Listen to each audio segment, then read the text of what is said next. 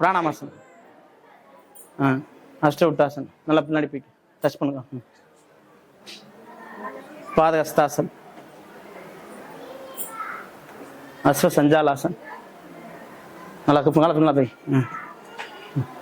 அடிப்படை டச் பண்ணு. மறுபடியும் அஸ்வசஞ்சலாசன். பருவதாசன்.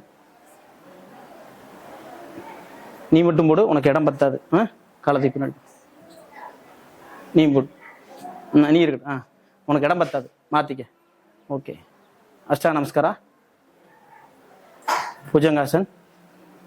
பூர்ண புஜங்காசன் முடிஞ்ச பண்ணு. நீ டச் பண்ணு. புஜங்காசன். பருவதாசன். அப்புறம் யோகா பிள்ளை பற்றி சொல்றேன். பசும்பொன் முத்துராமலிங்க தேவர் சாதாரண மனிதர் இல்லை. அவர் யோகா சுத்தியில மிகப்பெரிய உச்சத்தை அடைஞ்சவர். யோகாங்கிறது பக்தி யோகா, கர்ம யோகா, ஞான யோகா அப்படின்னு நிறைய இருக்கு. இப்ப ஐயா அன்னைக்கு கிரியா சொல்லி எல்லாத்தையும் சரி, உடம்புல உள்ள அனைத்து மொத்தம் உடம்புல 72,000 நாடி இருக்கு.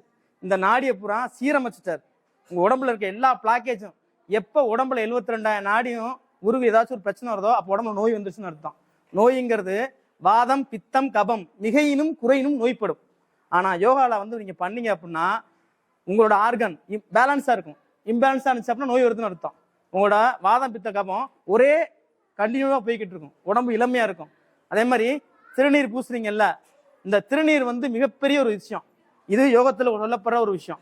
இது நம்மளோட உடம்பு வந்து எப்பவும் குளிர்ச்சியா இருக்கிறதுக்கு தான் இந்த இடத்துல வந்து திருநீர் அணிகிறோம். இந்த இடத்துல வந்து பிட்யூட்ரி கிளாண்ட்னு ஒரு கிளாண்ட் இருக்கு. அது எப்பவும் குளிர்ச்சியா இருந்தா தான் மனிதனுக்கு நோயே வராது. அதனால தான் நம்ம திருநீர் அணிகிறோம். உங்களோட திருநீர் நெருப்பில் பிறந்த ஒன்று, நெருப்பையே அழிக்கும் ஒன்று. அது வந்து ஞானத்துக்கு பிரதானமா சொல்றோம். ஸோ திருநீர் அணிஞ்சாலே அந்த மனிதனுக்கு நோயே கிடையாது. அதனால தான் நம்ம முத்துராமலிங்க தேவர் எப்பவும் சரி திருநீர் இல்லாம இருக்க மாட்டார்.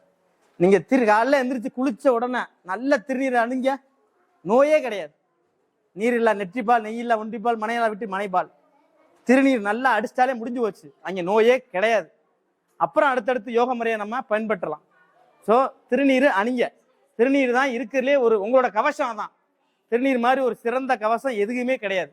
திருநீர் அணிங்க. அடுத்து பிள்ளைய யோகா பண்ணுங்க. பாருங்க, இந்த உலக யோகா தினம் கொண்டாடுறோம்.